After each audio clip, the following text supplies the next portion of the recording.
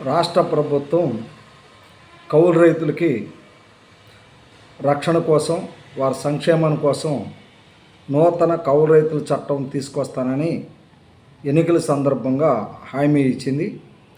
అధికారంలోకి వచ్చి ఏడాది పూర్తవుతుంది.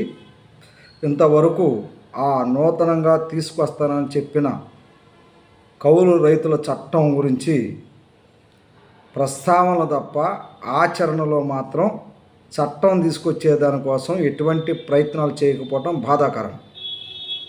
2024-25 సంవత్సరంలో కౌలు రైతులు తీవ్రంగా నష్టపోయారు. గుర్తింపు కార్డులు జారీ చేయటంలో అన్ని బోగస్ కార్డులే వెలుగులోకి వచ్చాయి.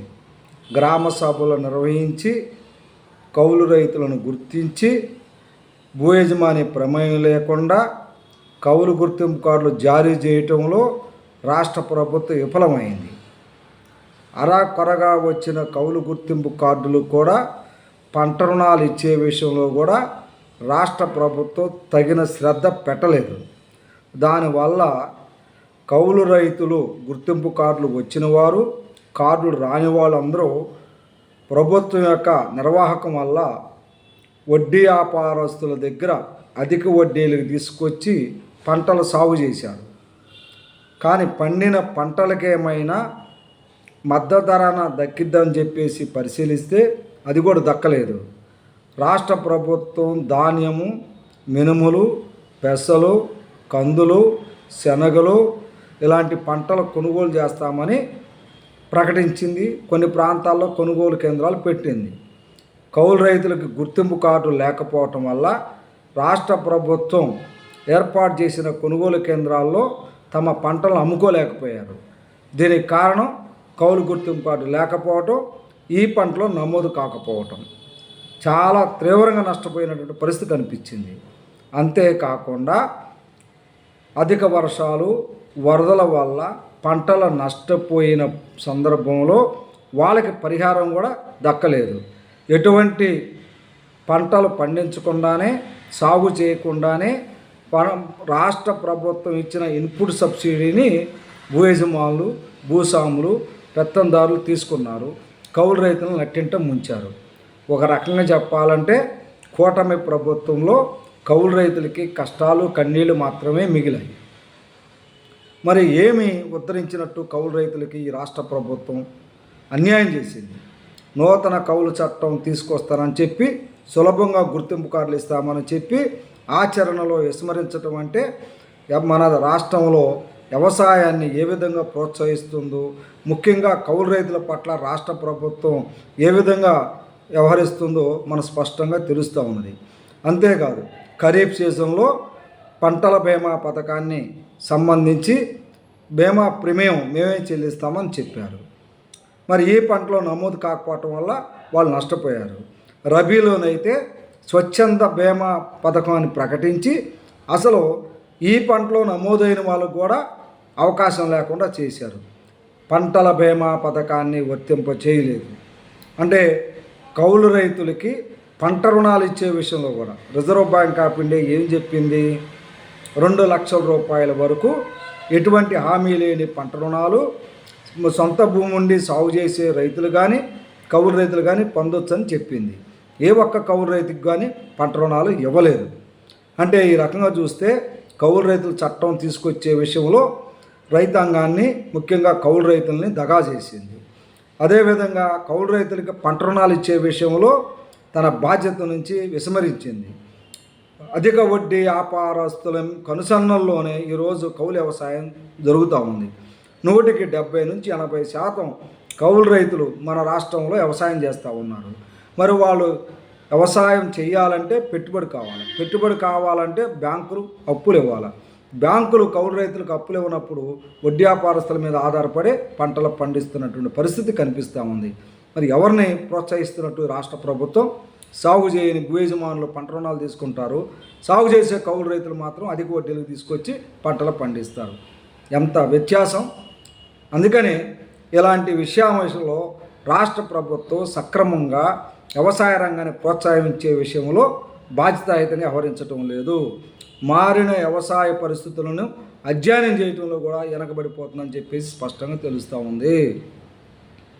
కోకో పంట, మామిడి పంట, మిర్చి పంటలు, అదేవిధంగా ఆయిల్ పామ్ పంటలు, ధాన్యం, మొక్కజొన్న, ఏ పంటలో చూసినా ఆహార పంటలైనా వాణిజ్య పంటలైనా కూరగాయల పంటలైనా అన్ని పంటల్లో కౌలు వ్యవసాయం ఈరోజు కీలకంగా పాత్ర ఉంది.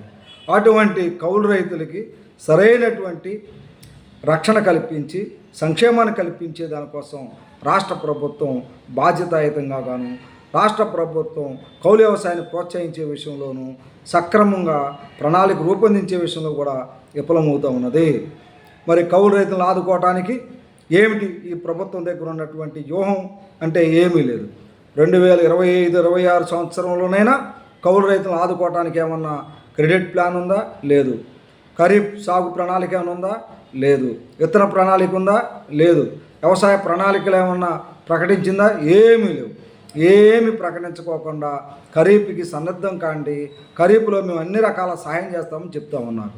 ఈరోజు అన్నదాత సుఖీభావ పథకం కింద గత సంవత్సరం ఇస్తామని చెప్పిన పెట్టుబడి సాయం రైతులకు ఇవ్వలేదు, కౌలు రైతులకు ఇవ్వలేదు. 2025-26 ఖరీఫ్ సీజన్కి జూన్ 20వ తేదీన ఇస్తామంటున్నారు. ఎవరికి ఇస్తారంట? రైతులకు ఇస్తారంట. సొంత భూమి కలిగిన వాళ్ళకి ఇస్తారంట. కౌలు రైతులకి తర్వాత ఇస్తారంట. ఇది సరైందేనా? ఇది ఎంతవరకు సమంజసం? సాగు చేసే వాళ్ళకేమో 3 నెలల తర్వాత ఇస్తారు, సాగు చేయని వాళ్ళకేమో ముందే ఇస్తారు. ఇటువంటి వివక్షత సరైనది కాదు. నిజంగా ఈ రాష్ట్ర ప్రభుత్వానికి కౌలు రైతుల పట్ల ఏమైనా చిత్తశుద్ధి ఉంటే సాగు చేసే సొంత భూమి కలిగినటువంటి రైతులకు ఇచ్చినప్పుడే కౌలు రైతులు కూడా అన్నదాత సుఖీభావ పథకాన్ని అమలు చేయాలి.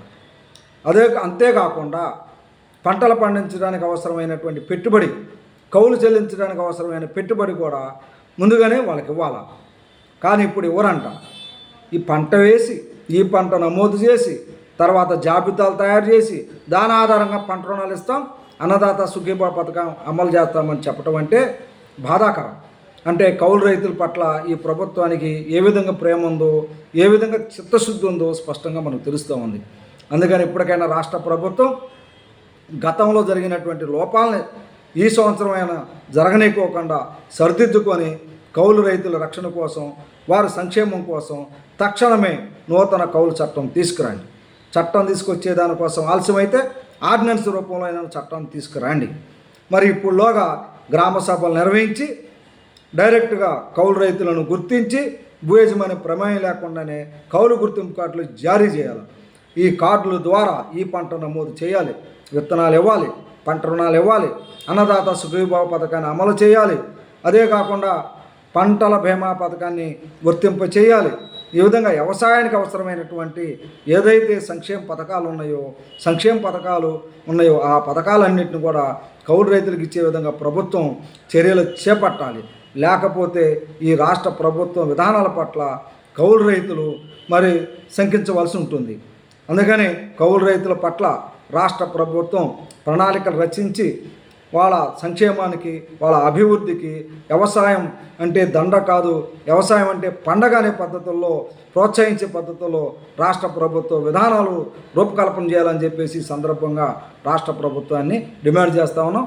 నా పేరు పి జమలయ్య, ఆంధ్రప్రదేశ్ కౌలు రైతుల సంఘం రాష్ట్ర ప్రధాన కార్యదర్శి.